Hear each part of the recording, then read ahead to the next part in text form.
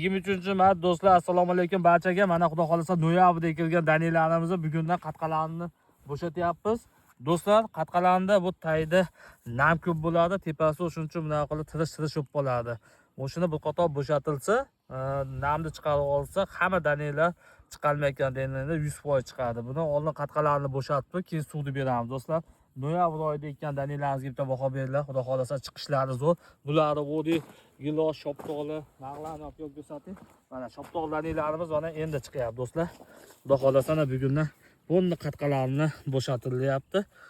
Mana danilarimiz 100%, mana shoptoqlarimiz 100% chiqyapti. Farg'onali bog'bon kuzatishda davom etamiz. Layklar bosamiz. Xudo xolasa mana shu yerga yaxshi istiqbolli navlarni olib kelib payvand qilamiz do'stlar.